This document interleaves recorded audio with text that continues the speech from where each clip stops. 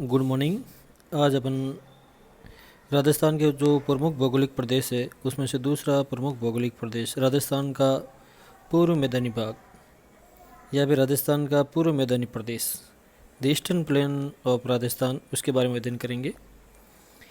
राजस्थान का मैदानी भाग अरावली पर्वतमाला के उत्तर पूर्व व दक्षिण पूर्व में स्थित है, अर्थात राजस्थान में 25 सेंटीमीटर की समवृष्टि रेखा के पूर्व में स्थित भौगोलिक प्रदेश राजस्थान का मैदानी प्रदेश के नाम से जाना जाता है। पूर्व मैदानी प्रदेश का निर्माण वैज्ञानिकों के द्वारा दो मत में प्रस्तुत किए गए। प्रथम मत के अनुसार ये भाग 33 सागर से बना है, ऐसा कहा जाता है। द्वितीय मत के अनुसार अरावली के पूर्वी क्षेत्र से निकलने वाली नदियों के मलबे या निक्षेपण से इसका निर्माण हुआ है, या जलोढ़ मिट्टी या अप्रदन व निक्षेपण व परिवहन के द्वारा जो भी मलबा का जमा हुआ है उसके कारण इसका निर्माण हुआ है। कुछ वैज्ञानिक इसके निर्माण में गंगा यमुना दोआब का हिस्सा भी माना जाता है। दोआब का शाब्दिक अर्थ है गंगा और यमुना नदी के बीच का जो भाग है उसको दोआब के नाम से जाना जाता है। दोआब दो जल विभाजकों के बीच का हिस्सा उसको दोआब के नाम से जाना जाता है। अतः अपन कह सकते हैं कि गंगा यमुना का दोआब का भी हिस्सा हो सकता है। ये अरावली से निकलने वाली विभिन्न प्रकार की नदियाँ उसके मलबे से इसका निर्माण होगा तथा 33 सागर का अवशेष भी माना जा सकता है। अतः वैज्ञानिक आधार पर अपन कह सकते हैं कि ये नदियों के मलबे से निर्मित है।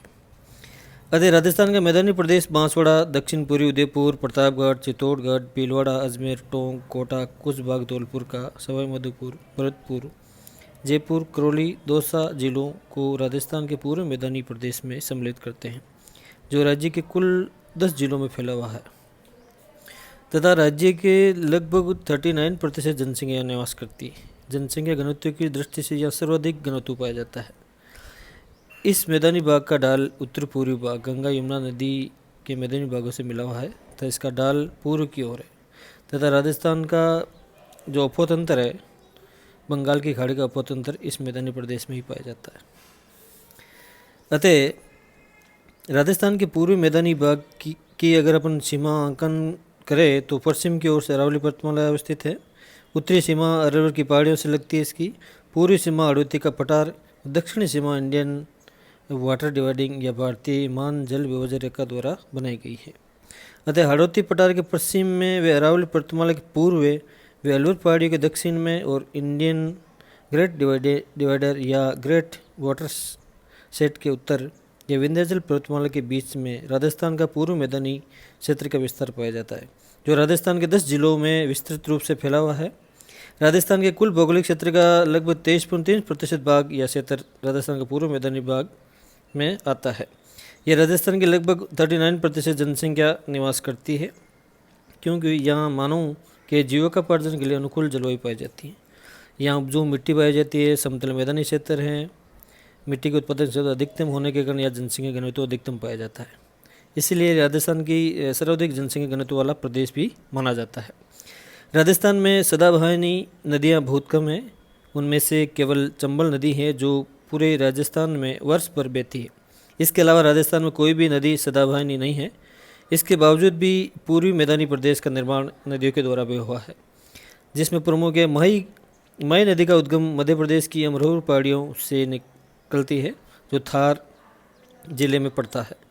ये उत्तर दिशा में बहती हुई राजस्थान के बांसवाड़ा जिले में खांदू गांव में प्रवेश करती है। डूंगरपुर व बांसवाड़ा जिलों को सीमा बनाती हुई गुजरात की ओर कर्क रेखा को पार करके गल्फ ऑफ खंबात या खंबात की खाड़ी में जाकर गिर जाती है।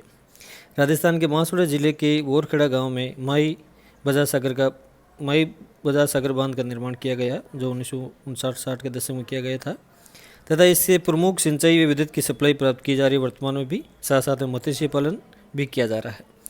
माई की जो प्रमुख नदियां हैं वो सोम, जाखम, मोरन इसकी प्रमुख शाही नदियां हैं, जिसका उद्गम स्थल राजस्थान का दक्षिणी भाग ही है, जिसमें मध्य माई बेसिन के नाम से जाना जाता है। मध्य माई बेसिन का प्रशासनिक विस्तार दक्षिण पूर्वी उदयपुर, डूंगरपुर, बांसवाड़ा, प्रतापगढ़ जिलों में है तथा यहाँ छोटे छोटे 56 नदी नालों की उपस्थिति के कारण इस मैदान को छप्पन का मैदान के नाम से भी जाना जाता है। इस प्रदेश को वांगड़ या वांगड़ प्रदेश के नाम से भी जाना जाता है। इसका निर्माण अपरदन के कारण तीव्र ढाल वाली पहाड़ियों से हुआ है। यहाँ सामान्यतः मध्यमाई बेसिन 10 से 12 किलोमीटर की लंबाई पर ढाल परिवर्तित हो जाता है। मध्यमाई बेसिन में सामान्यतः लाल चिकनी प्रकार की मृदा पाई जाती है। आपको ये भी ध्यान होगा, छप्पन का मैदान दक्षिण राजस्थान में और छप्पन की पहाड़ियाँ बालोतरा और नाकोड़ा पर्वत के आसपास या सिवाना पर्वत के आसपास पाई जाती है। तो आपको याद रखना, मध्यमाई बेसिन ये इसके द्वारा भी राजस्थान के पूर्व मैदानी प्रदेश का निर्माण हुआ। इससे निर्मित जो उपजाऊ मिट्टी है उससे समतल मैदान का निर्माण हुआ। दूसरा है बनास बाणगंगा का मैदान। बनास नदी राजस्थान में मेवाड़ की पहाड़ियों से या खमनोर की पहाड़ियों से राजसमंद जिले से निकलती है। कुमलगढ़ फोर्ट के पीछे खमनोर की पहाड़ियाँ हैं जहाँ से इस प्रकार नदी का उद्गम स्थल माना गया है। अर्थात राजसमंद, भीलवाड़ा, टोंक होते हुए ये सवाई माधोपुर में खंडार तहसील में प्रवेश करके चंबल नदी में मिल जाती है। अर्थात ये चंबल की प्रमुख सहायक नदी है। राजस्थान में चंबल की जो सबसे लंबी प्रमुख सहायक नदी वो बनास है, ये आपको याद रखना है।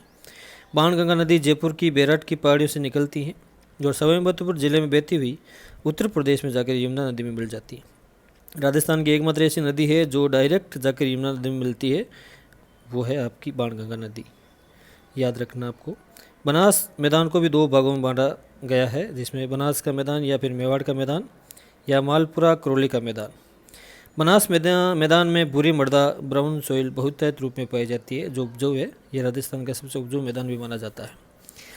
इस नदी पर सर्वाधिक त्रिवेणी संगम है बनास बेसिन में। इस बेसिन का निर्माण बनास व उसकी छोटी छोटी सहायक नदियों के द्वारा हुआ, ये भी याद रखना है। इस बेसिन के पर्वतों के तलहटी क्षेत्र में जलोढ़ पंख विकसित हुए। इन्हीं जलोढ़ पंखों के द्वारा एक मैदान बना जिसे पीडमोंट मैदान के नाम से भी जाना जाता है। बनास बेसिन में नदियों द्वारा अपर्दन क्रिया के द्वारा सीढ़ीनुमा आकृतियों का विकास हुआ। इसी आकृति को भीलवाड़ा जिले की जाजपुर तहसील व टोंक जिले के देवली क्षेत्र में स्थानीय भाषा में खेराड़ व माल खेराड़ के नाम से जाना जाता है। बनास बेसिन में बेसिकली मालपुरा करौली बेसिन सबसे उपजाऊ बेसिन माना जाता है। इस बेसिन में चूना पत्थर की पट्टियाँ भी पाई जाती है जिसे कातले कहा जाता है, जिसको अपन चूना में प्रयुक्त करते हैं। इसी प्रकार मालपुरा करौली का मैदान विस्तार पहला मैदान मेवाड़ का मैदान का विस्तार राजसमंद, भीलवाड़ा व चित्तौड़गढ़ जिलों में फैला हुआ है। दूसरा मालपुरा करौली का मैदान का विस्तार अजमेर, टोंक व सवाई माधोपुर जिलों में फैला हुआ है। मेवाड़ मैदान में स्टोनी ये पथरीला मैदान है क्योंकि यहाँ अरावली के दक्षिण भाग में मेवाड़ की पहाड़ियों से संलग्न होने के कारण यहाँ पथरीला मैदान पाया जाता है। इसका सामान्यतः ढाल उत्तर पूर्व व पूर्व की तरफ है तथा इसकी ऊंचाई 280 से 500 मीटर तक पाई जाती है समुद्र तल से। इस मैदान को पीडमार मैदान के नाम से भी जानते हैं, मैंने अभी बताया आपको, क्योंकि ये मैदान अरावली पर्वत श्रृंखला के पूर्वोत्तरी भाग में स्थित है। अर्थात अरावली पर्वतमाला के पूर्वोत्तरी तलहटी क्षेत्र में जलोढ़ पंखों के द्वारा निर्मित जो मैदान है उसको पीडमार मैदान के नाम से जाना जाता है। यह अपन कह सकते हैं कि अरावली पर्वतमाला के जो अपर्दन क्रिया के द्वारा विभिन्न प्रकार का जो निक्षेपण होता है, मिट्टी का जो निक्षेप होता है, उसे अपन जलोढ़ पंख के नाम से जानते हैं, जिसको पीडमार मैदान के नाम से जानते हैं। इसके अलावा पूर्वी मैदानी भाग में चंबल नदी के बीड़ व कंदराई यहाँ की मुख्य विशेषता है।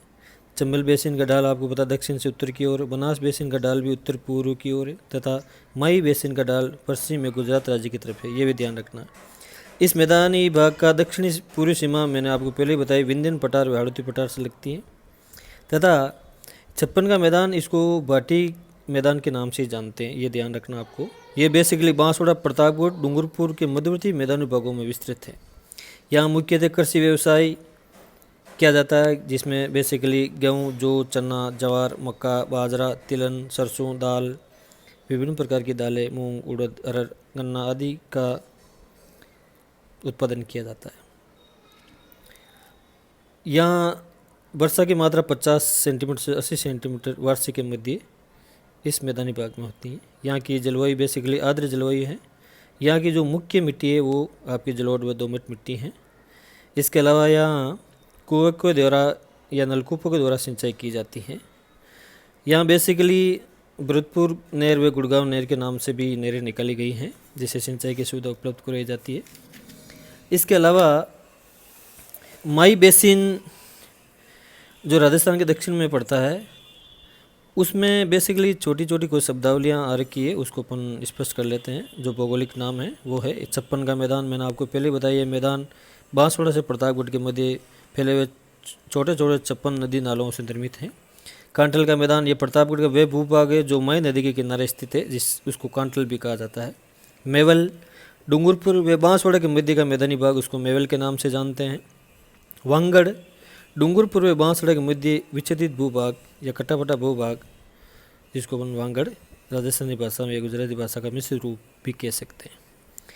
इस प्रकार से आपको याद रखना है, एक तो 56 का मैदान और 56 की पहाड़ियों में क्या अंतर है, वांगड़ का मैदान और वांगड़ प्रदेश कौन सा है, ये भी आपको स्पष्ट कर लेना है। इस प्रकार से राजस्थान का जो पूर्व मैदानी भाग है वो 10 जिलों में फैला हुआ है। अब जो जलोढ़ मिट्टी पाई जाती है, सिंचाई की सुविधा उपलब्ध होने के कारण, पानी की सुविधा उपलब्ध होने के कारण, वर्षा की मात्रा अधिकतम होने के कारण, जलवायु प्रदेश भी आर्द्र जलवायु प्रदेश होने के कारण यहाँ साल भर विभिन्न प्रकार की नदियों के द्वारा या चंबल नदी के द्वारा, बनास नदी के द्वारा, बाणगंगा नदी के द्वारा उपजाऊ मिट्टी का पुनर्यौवन होता रहता है, जिसके कारण जलोढ़ मिट्टी का निक्षेपण होता है और मैदानी क्षेत्र का निर्माण होता है। तो अपन कह सकते हैं कि राजस्थान का पूर्व मैदानी भाग जलोढ़ मिट्टी से निर्मित मैदानी भाग हैं तथा अपरदन की क्रिया से निर्मित मैदानी भाग हैं।